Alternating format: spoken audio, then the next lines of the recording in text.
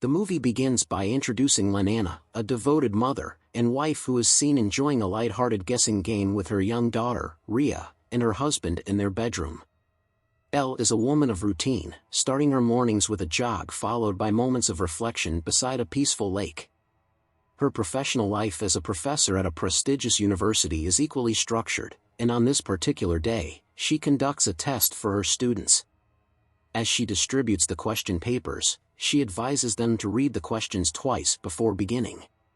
While most students get to work, Benny, a new student, fixes an intense gaze on her. His unrelenting stare makes Elle visibly uncomfortable, though she is inexplicably struck by his good looks. After work, Elle picks up Rhea from school. Rhea complains about her boring classes as Elle carries her to the car. While driving, Elle notices Benny walking his dog on the street. She finds herself staring at him until her daughter's impatient calls snap her back to reality. The next day, during class, a student presentation is interrupted by two girls laughing over their phones. Elle reprimands them, but when they continue, she confiscates their phones. One of the girls, Valerie, mutters an insult under her breath, causing the entire class to burst into laughter. Frustrated, Elle sends Valerie to the head of the department. Later, while having coffee, Elle witnesses Benny bullying Valerie outside the cafe. He dumps her belongings onto the ground and damages her bicycle. Shocked, Elle inquires about Benny's behavior with a colleague, only to receive a surprisingly positive impression of him as a quiet and well-behaved student. Feeling conflicted, Elle calls Benny for a meeting in an empty classroom. She expresses concern over his troubling behavior and offers to help him adjust to college life. However, Benny's response is cold and defiant.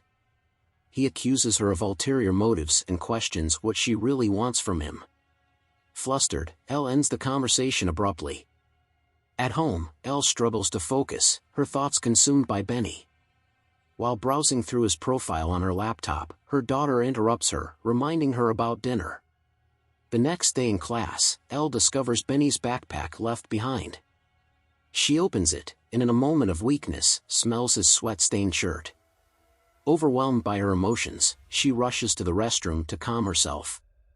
To her surprise, Benny appears behind her, touches her suggestively, and initiates an intimate moment.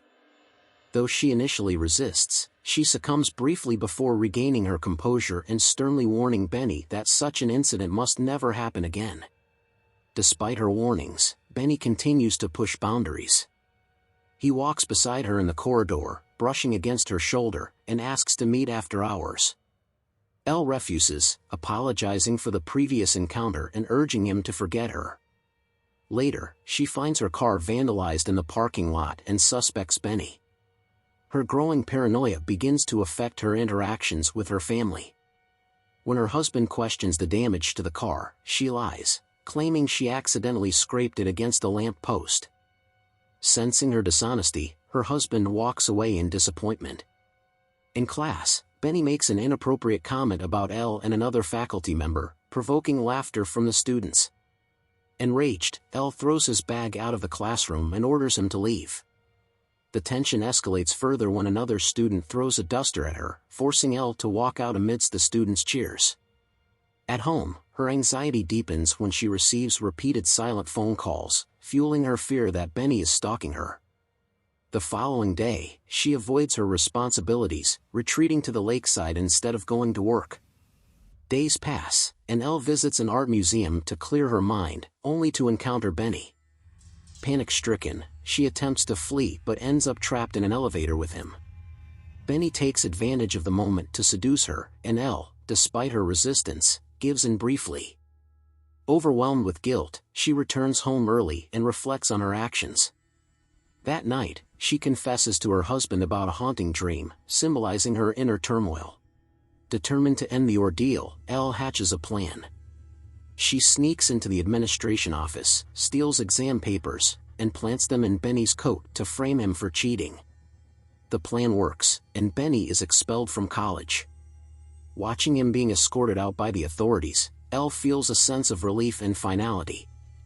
She spends intimate moments with her husband, believing she has reclaimed control over her life. However, Elle's peace is short-lived. She begins to miss Benny and is haunted by memories of their encounters. While shopping with Rhea, she loses sight of her daughter and fears Benny's involvement, but her husband soon calls to assure her that Rhea is safe at home.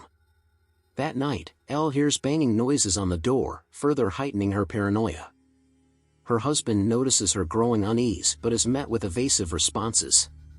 In a desperate bid to regain control, Elle starts stalking Benny. One day, she follows him in her car, waiting for an opportunity to act. In a fit of rage, she deliberately rams her car into him. Breathing heavily, she steps out to assess the damage, her face a mixture of shock and satisfaction. The movie ends ambiguously, leaving the audience to question Benny's fate and the depths of Elle's moral descent.